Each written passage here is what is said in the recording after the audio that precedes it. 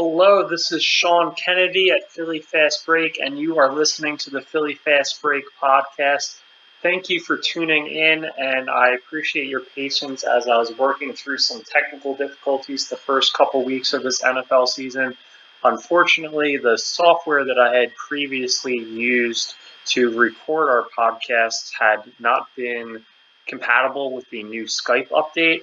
My co-host Dan Urda and I hadn't done it over Skype last season, so it had been a little while since I'd had to use the software.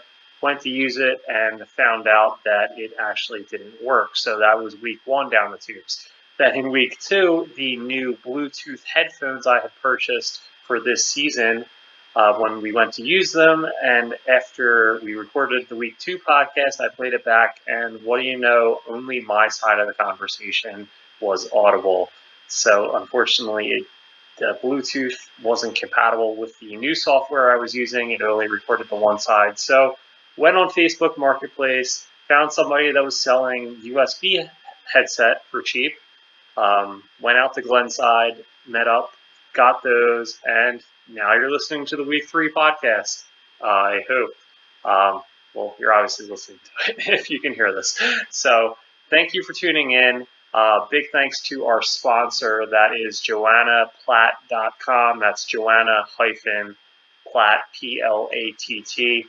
They do life and relationship coaching, which is something I think even if you're in a perfectly happy relationship, there's always something you can improve upon. So give it a look and tune into their podcast at the Love Always Joe podcast. That's Love Always JO. That's available on iTunes. In the most recent episode, Joanna takes it's kind of a mailbag podcast. She takes advice and gives advice on newlyweds, finances within the marriage, or just being single and people's perceptions about marrying young. So it's a good listen. Give that a listen. That's available on iTunes, Love Always Joe, and check out the site at Joanna-Platt.com. So thank you to them, and thank you for tuning in. Now here's my conversation with Dan.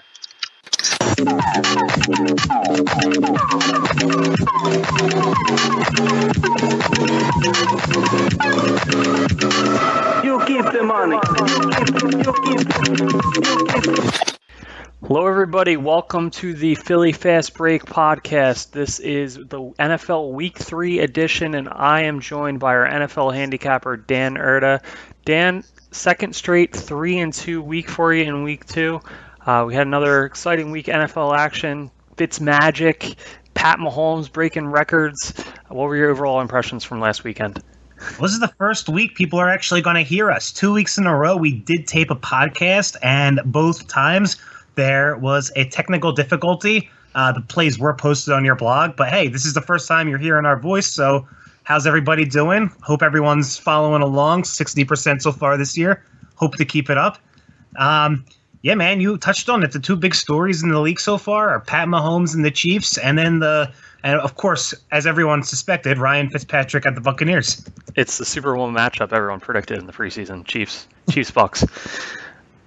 Yeah, I'm going to discuss the technical difficulties in the intro I'm going to put in here. So thank you for getting a couple practice sessions in on the pod. Hopefully helped refine our game here and shake off a bit of the off-season rust without anybody having to see us work through the kinks.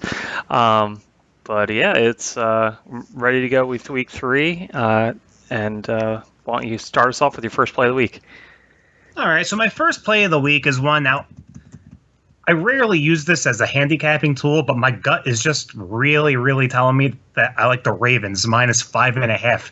They are at home against the Broncos. The Broncos are a 2-0, but a very unimpressive 2-0. They scraped by against the Seahawks at home, winning by 3. We saw on national television that the Seahawks are not very good. And then they almost lost to the Oakland Raiders, who I think are a very, very bad team. They were able to pull that one out late. Now they're a West Coast team traveling to the East Coast for a 1 o'clock game to play against a team that historically plays very well at home. And I just think the Ravens are going to be able to pull this one out by a touchdown or more. I like the 5.5 points here.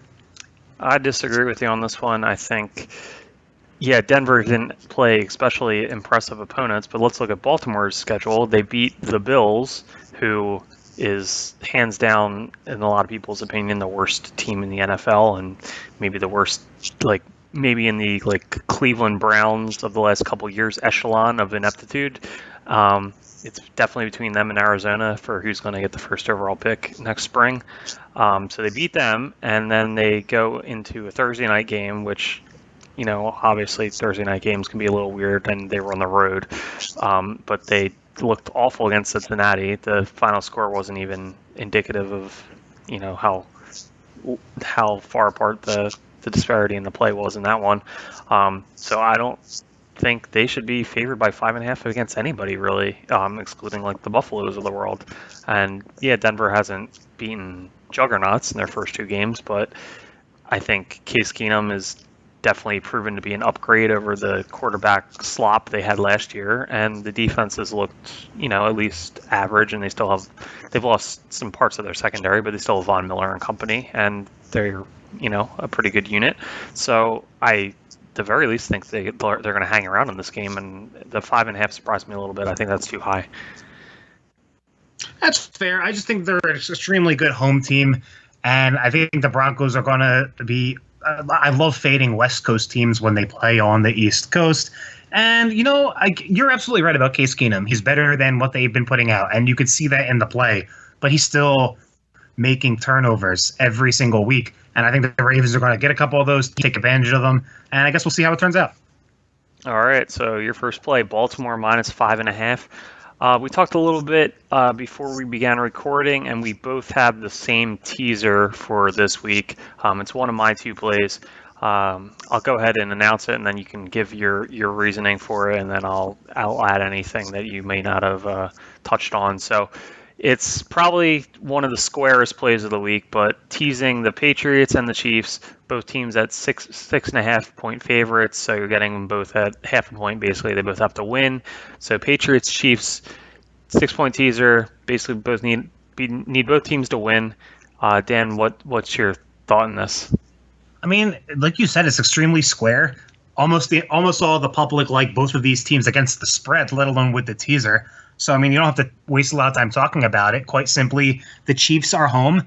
It's actually their home opener. They've won 2 road games against teams that were supposed to be playoff teams, and the city's going to be buzzing. I can't see a young quarterback like Garoppolo coming in and winning at Arrowhead, especially considering his offensive weapons are banged up. We don't even know if Marquise Goodwin's playing. He might. But it's even Dante Pettis, who replaced him last week, got hurt. They're just a banged-up offense, and while they'll score some points because Kansas City's defense is really bad, I just think the Chiefs are going to have a field day. I would lean towards them against the spread, but I feel like I like the teaser because I really like the Patriots. Can't see them losing 2 in a row. They're playing in prime time. Belichick, awful loss, playing against Matt Patricia, who has done a horrible job. He's been giving up 40 points a game the last 3 games he's been in charge of the defense, if you count the Super Bowl. And I just can't see the Patriots not scoring at will against the Lions team. That already there's rumblings coming from the locker room that they're not really loving how Patricia's running things, and they're not a very content team. I think it's a pretty safe bet to say both these teams are going to win the game. Yeah, I think you hit everything that worked into my reasoning. Yeah, Pats aren't typically a team that loses 2 straight, especially after a very lackluster effort against Jacksonville. They're going to definitely come to play this week. And even though they're on the road, yeah, the Lions have looked awful. And if anybody knows how to exploit a Matt Patricia defense, it would be Bill Belichick. So they'll go in and carve them up. The Lions have looked terrible defensively in their first 2 games. I expect a big day for that Pats offense. And, the Lions have good receivers, but I think that won't be enough to get into a shootout with the Patriots. And I think they win that one pretty handily. Then you have the Chiefs, as you mentioned. It's their first home game for a team that is maybe the surprise, not the surprise story, because everyone, their win total was at 8.5. I think everyone expected them to be above 500 team, but just the level of dominance of that offense, everybody's comparing it to the greatest show on turf Rams from back in the 90s. It's, as we discussed in our open, it's them and the Fitzmagic Bucks right now that are the two big stories of the league. So for the home fans to get their first taste of seeing that offense in person, although they did travel very well to the Chargers game, and it was basically a Chiefs home game in LA. Every LA Chargers game is basically a home game for the team that they're playing. Yeah, the Ringers Roger Sherman tweeted a picture that showed the Chiefs scoring a touchdown, and literally every jersey in the crowd from his vantage point that you could see was a Chiefs jersey. It was hilarious. Yeah, so I just think that they're going to run over that Niners defense, and the only thing keeping me from betting the Chiefs is that the Chiefs defense themselves is terrible, and I could easily see a backdoor cover to get within that 6.5. So I just like them to win straight up. Them and the Patriots seems like a slam dunk. So it's very square, but I like it a lot. The New England KC teaser, getting them both down to half a point. So that was my first play, your second play. So why don't you go ahead and drop number 3 on us, Dan? Number 3 for me is going to be the Saints. They are +3 at Atlanta. I am going to trust the veteran players of the Saints as well as the veteran coach to not fall to 1 and 2. They almost lost against the Browns. They have not looked good in either game, and this seems kind of like a slam dunk. You want to bet the Falcons. They're home. They're only laying 3 points, and especially last week against the Panthers, they looked a lot better. But I'm not really convinced with the Falcons. They still just don't seem to look the part when I watch their games. And I think the Saints, historically, they start off slow. I think their record in weeks 1 and 2 the last 5 or 6 years is terrible. And I think that they're going to be able to turn it on. I think these games, the Saints-Falcons games every year, they're generally shootouts and they're generally close. I feel like this game's a coin flip as to who wins. So if I feel like it's a coin flip as to who wins, I'll take 3 points. Yeah, I don't hate this. I was looking at this pretty hard, and I was leaning with going with the Saints, but I don't know. They just look so bad the first 2 weeks. Obviously, the defense got demolished by Tampa Bay in week 1, and then it was just a very subpar effort all the way around in week 2. As you mentioned, they probably should have lost that game. They were kind of lucky to escape with a win against Cleveland. Yeah, Atlanta hasn't looked great either. I picked against them last week. I went with Carolina. It was a 6-point line. Atlanta won by 7, so I just missed on that one. But yeah, they still didn't look that impressive. So I agree. It's kind of a toss up. I think the line's exactly where it should be, with Atlanta just being the 3-point favorite at home. So that denotes both teams being equal in the eyes of the bookmakers. Yeah, I don't know. I just feel like this is right where it needs to be. I don't see the value and go with the Saints. I think it's right around a 3 or 4 point Atlanta win seems about right. It wouldn't surprise me if the Saints won. So yeah, if I had to pick a side, I would take the points, as you mentioned, but I just don't see enough value there to make this an official play for me. But that's fair. I think come week 16, 17, the Saints are going to be proven to be the better team than the Falcons. They sure haven't looked like it. This is just me having faith in the infrastructure and what they've done in the past. They were a play away from the NFC Championship game last year. But again, this is just me trusting what I know about the teams and the players and think they're going to step up. So I guess we'll see. All right. So New Orleans +3, your third play of the week. My second and final play is the Battle of Los Angeles. I like the over 48. This is basically a Chargers scoring play. Just their defense has looked terrible, and Phillip Rivers, with a full complement of weapons in the passing game, has looked really good. So even though I think the Rams are the better team and they win here, I could see the Rams really putting up a lot of points and the Chargers having to play catch up to try to keep pace, and Rivers is going to throw 40 sometimes, and they're just going to be in catch up mode the entire second half. And all you need is both teams to score in the 20s, basically. And it's only 48. It's not like the KC game, which was 56.5. So, and the Rams hit ever since Sean McVay got there, they're a team that they don't really slow down with a lead. They keep going. They keep being aggressive. So, yeah, a 31-24 game seems kind of like the floor for this one. It could easily be a game that ends up like 34-31, something like that. So, I think 48 is a little even though that Rams defense is good. I see them getting out to a lead and it just becoming a situation where the Chargers are doing nothing but pass to catch up, and I think this 48 hits pretty easy. Yeah, I have no problem with that whatsoever. I don't know. The Chargers are a weird team. 2 weeks ago, they were the trendy pick for people to say that they have a chance to be a Super Bowl contender, and so far they've looked okay, not great. They got smoked by the Chiefs, but it seems like a lot of teams might get smoked by the Chiefs. But you're right, they have weapons, and as good as the Rams defense is, they should be able to do their part. I think what you said is very accurate. If the Chargers can get over 20 points, I think this goes over. If they don't, it won't. And you gave good reasons to think that it will. Yeah, I don't.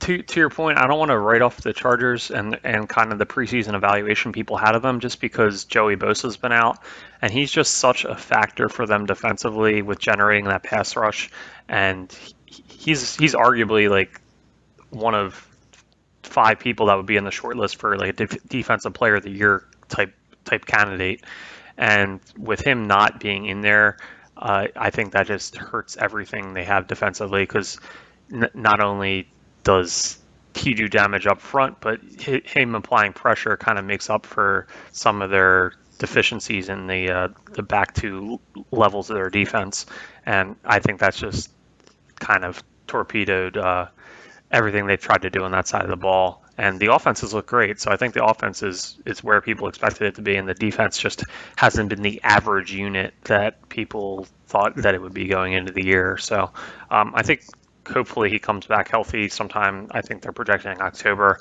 and they will look like the team people expect them to be. But that's why I like the over here. All right, sounds good. All right, so what's your next play for week 3? All right, so you're done. You've given all your plays, correct? I have, yeah. I only have 2 this week. So I have 2 more. The first one doesn't really need a lot of discussing. I know that this is not something that quote-unquote sharps do. I'm laying 16.5 points with the Vikings. They're at home. They're playing the Bills. This Bills team might be one of the worst overall teams from overall all units considered that we've seen in the last decade. And now they're going on the road to face the Vikings. Vikings have a very strong defense. Their offense has been clicking extremely well. Kirk Cousins has stepped in for Case Keenum, and it looks like a smart move for the Vikings to get him. I just can't see the Bills scoring, and I can't see the Vikings scoring less than 30 here. You can't really make a line higher than this, and that's why it is like they're not going to make the line Vikings minus 20, even though I'd still like them. I don't think the Bills score. Josh Allen put up okay statistics last week. He certainly looked better than Nathan Peterman, but even when he did make plays, it was when the defense had kind of given up. San Diego is kind of like playing. The game was over. They were loosening up a little bit, and you know what? It's good. He's getting some playing time. He's going to develop. They're going to see if they have anything there, but he's not going to succeed against the Vikings in Minnesota. I would wager that he throws more touchdowns to Vikings players than to Bills players this week, and I think the Vikings are just going to absolutely rout them. Yeah, I'm not going to argue against this. It really feels like a 40-7 type week. Not only does Josh Allen have little to work with the line being extremely poor and not having a lot of weapons in the passing game, but LaShawn McCoy might be out this week, so that's their most dynamic offensive weapon, and you're looking at like a Mark Murphy, Chris Ivory backfield with a running game that's already struggled with McCoy, who's one of the better backs in the league. So yeah, just hard to see them moving a ball against a top 5 defense like the Vikings. And then, Vontae Davis retired during halftime last week. It says it all about the state of the team. I mean, their defense has been not as bad as their offense, because their offense has been about as inept as any football unit could be, but the defense hasn't been great either. And the Vikings have looked very good the first 2 weeks, and Kirk Cousins was really clicking with his new receivers last week against the Packers, and yeah, they're going to put up 30 points. And do you think the Bills are going to score double digits? I really don't either. So yeah, I agree with you on that one. I didn't play it just because 16.5 is so high, and there's a lot of ways that could not hit. Just, I don't know, the Vikings could decide to run the ball with Latavius Murray the entire second half and then don't worry about winning by more than 14 or something, and they'd be happy with that. But yeah, it's easy. Yeah, I actually think I'm gonna put a unit on -10 for the first half as well, just to kind of hedge against what you just said. I mean, I can't imagine not being 14 or 17 nothing at halftime. Right. Yeah. Exactly. When they're trying and like really being aggressive to try to build a lead, I feel like they should have no trouble doing so. So yeah, I kind of like the first half line more than the game line. But yeah, Minnesota -16.5, and you said you have one more pick for us? I do. It's going to be a very, very fun game to watch. Monday Night Football, Pittsburgh at Tampa Bay. And I'm going to go with the Buccaneers. And the line's 1.5 now. I got it at +1. I tweeted it at +1, so I'm going to stick with that number. I always say to follow me on Twitter because I do try to get good lines. In this case, I actually got a poor one, but if I want to be able to use the good ones I get, I got to be honest about the bad ones too. We got +1. I think they win the game. I don't think there's anything fluky about Tampa Bay. They're a surprise team, but when you watch them, it doesn't, like, no one's doing anything that they're not capable of doing. This isn't like when the Broncos went on that run with Tim Tebow at quarterback, and you knew it was going to end. You knew that it just didn't make any sense why they were winning. They have so many weapons on offense, and it turns out Ryan Fitzpatrick is getting the ball to those weapons, and that's all he needs to do. It's not out of nowhere. He has a 31 touchdown season under his belt, so it's not like he's a complete unknown. And maybe Jameis Winston just wasn't that good, and he was kind of holding this offense back. But they're firing on all cylinders. Deshaun Jackson's having not a breakout year, but like a hey, remember me kind of year. And they're playing at home against Pittsburgh. If this run is going to end, it's not going to be at home against an absolutely brutal defense. And speaking of the Steelers, they're kind of falling apart. You're hearing all kinds of issues going on in the clubhouse. Le'Veon Bell still hasn't showed up. There was that whole thing with Antonio Brown not showing up to practice and tweeting about being traded. And not to mention, apparently Ben Roethlisberger is going to have a nice little mention in the book about Donald Trump that's coming out, and his role in the Stormy Daniels night. It's just not good. A couple sources have said it's just a complete nightmare in the clubhouse right now.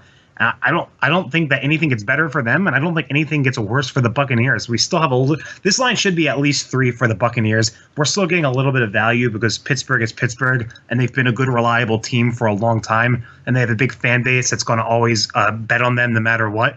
But Tampa Bay right now is the better team, and they're at home, and I can get them as an underdog. I'm in.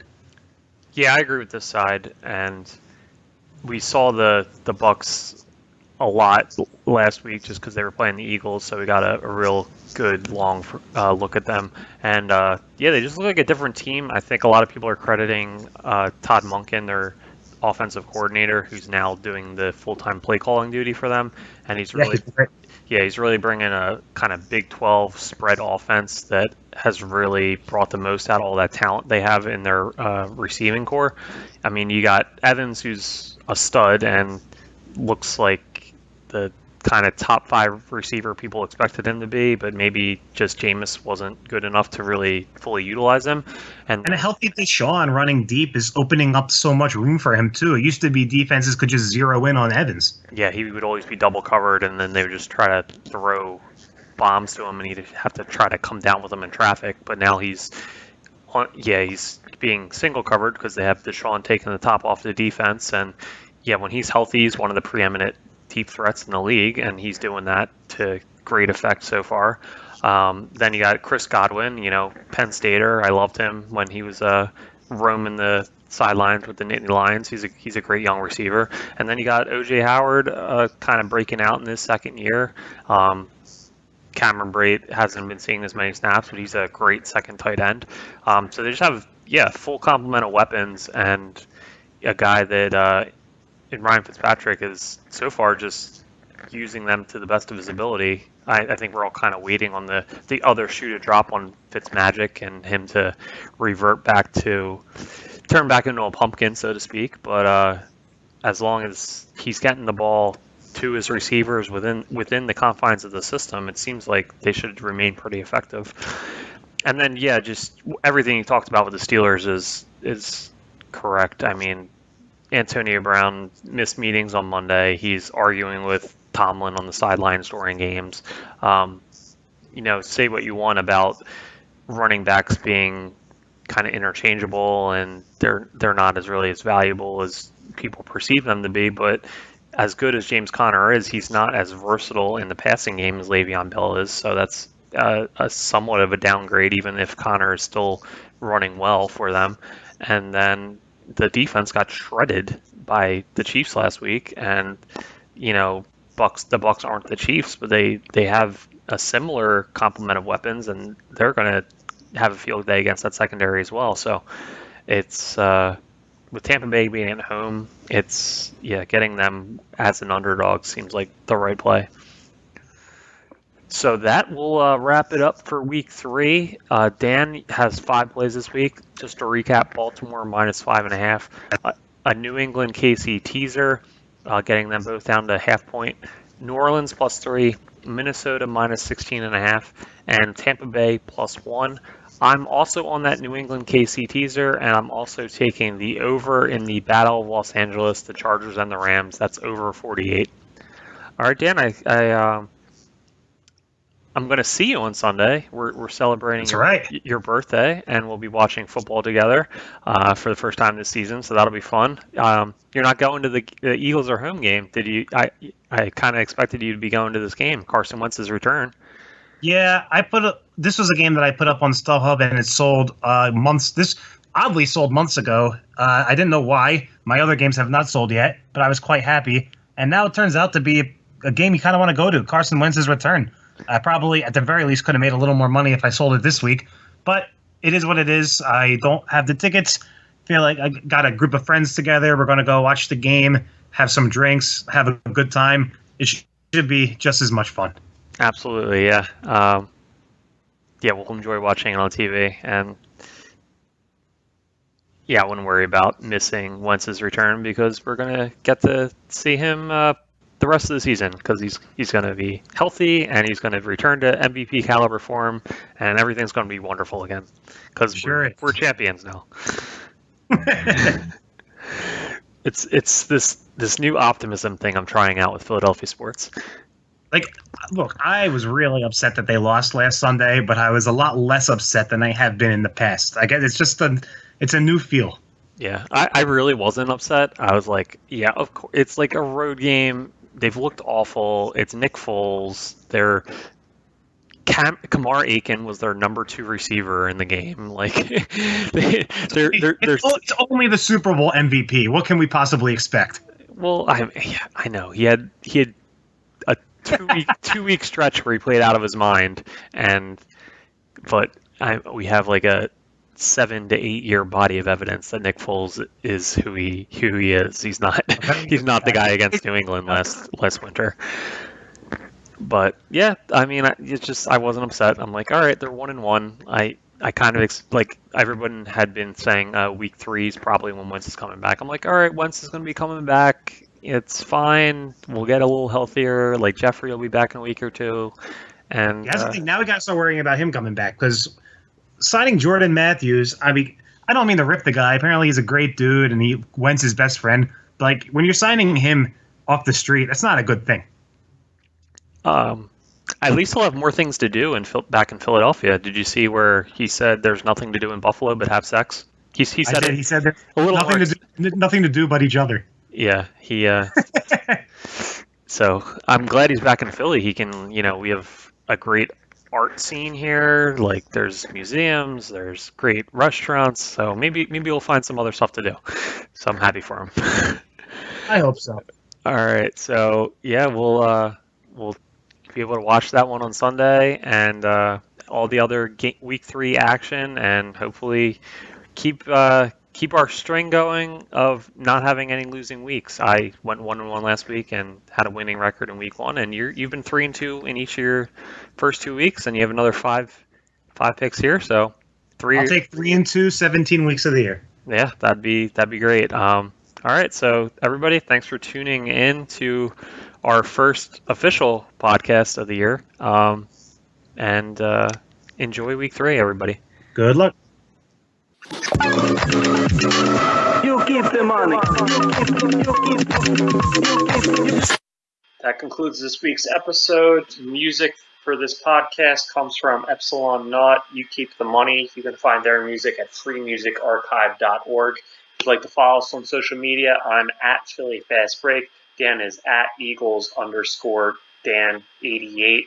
And of course, the site is phillyfastbreak.com. And if you'd like to support our efforts, you can do so at our Patreon, patreon.com/phillyfastbreak. Thanks. I'll talk to you next week.